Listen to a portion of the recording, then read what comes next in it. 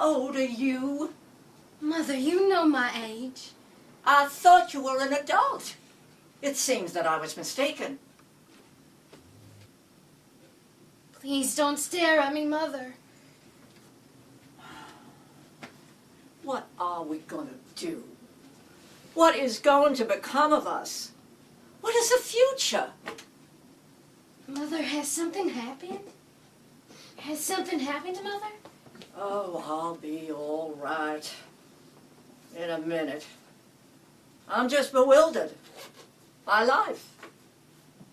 I wish you would tell me what's happened.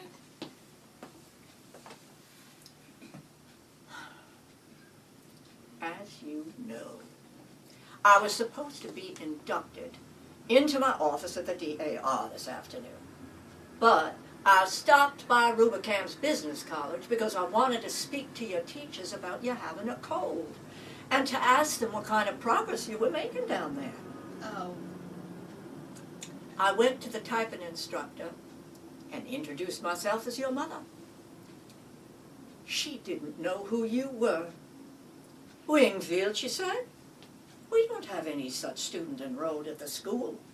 I assured her she did, that you had been going to class since early in January. I wonder, she said, if you could be thinking about the very terribly shy little girl who dropped out of school after just a few days of attendance.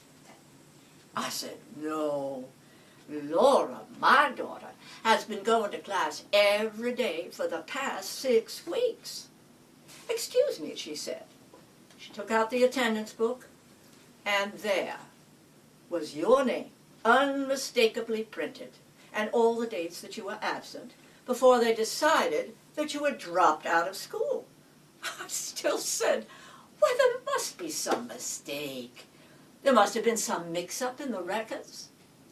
She said, no, I remember her perfectly now. Her hand shook so that she couldn't hit the right keys. The first time we gave a speed test, she got sick to the stomach and almost had to be carried into the washroom. After that morning, she never showed up again. We phoned the house, but there was never any answer. That was when I was working full-time at the department store, Famous Bars, I suppose, demonstrating those. Oh, I felt so weak. I could barely keep up on my feet. I had to sit down, and they got me a glass of water. $50 tuition. All our plans, all my hopes and ambitions for you, just gone up the spout. Just gone up the spout like that. Oh, what are you doing, Laura? Oh, Laura, where did you go when you went out every day pretending that you were going to business college? I just went out walking. That's not true. It is. I just went walking. Walking? Walking in winter? Deliberately caught pneumonia in that light coat? Where did you walk to, Laura? All sorts of places. Mostly in the park. Even after you started catching that cold?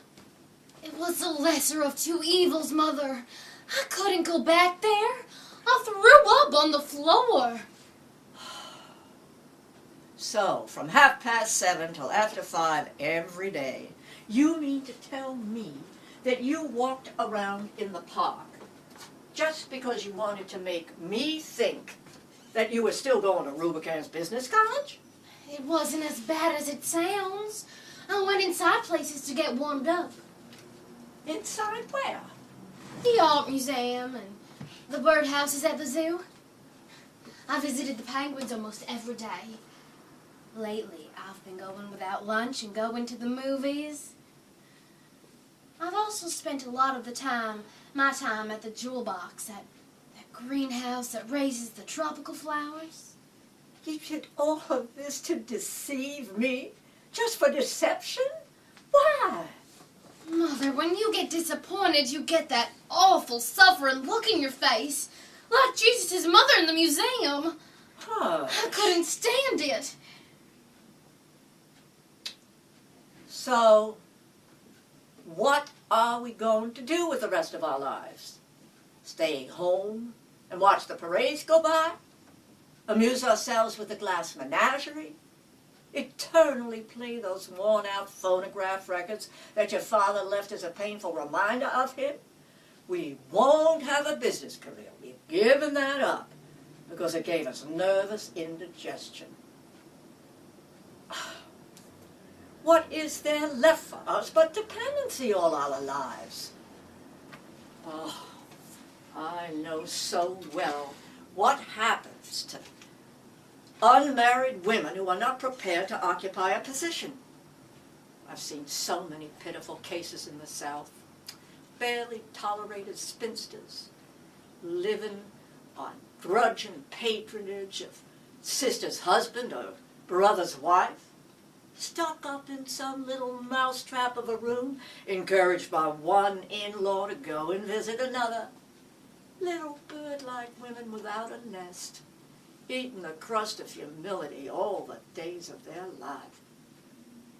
Is that the future we've mapped out for ourselves? I swear, I can't think of any other alternative. It's not a very pleasant alternative, is it? Of course, some girls do marry. Haven't you ever liked some boy? Yes, I liked one once. His name was Jim. I came across his picture a while ago. He gave you his picture? No, it's in the yearbook. Oh, a high school boy.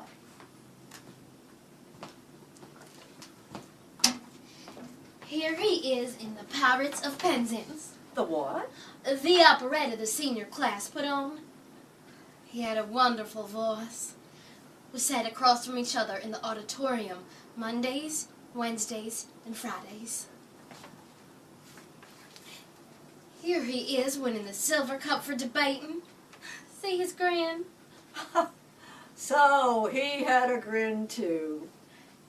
He used to call me Blue Roses.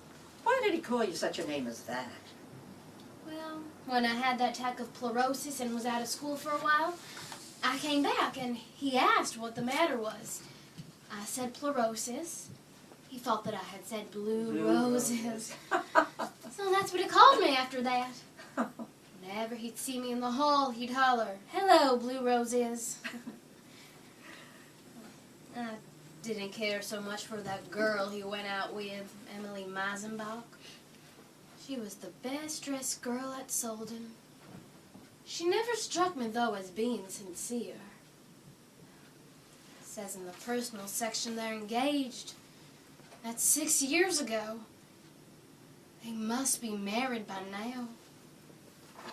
Well, girls that aren't cut out for business careers usually marry some nice man. Why, that's what you do, sister. But, Mother, Yes? I'm crippled. Nonsense. Laura, I've told you never, never to use that expression. You are not crippled. You just have a slight defect, that's all. Why, if you had lived in the time when I was a girl, and we went to dances every night, and we wore those long, lovely dresses sweeping the floor, why, it might even have been considered an asset. People that have a slight disadvantage cultivate other things, like charm and vivacity and charm. One thing your father had plenty of was charm.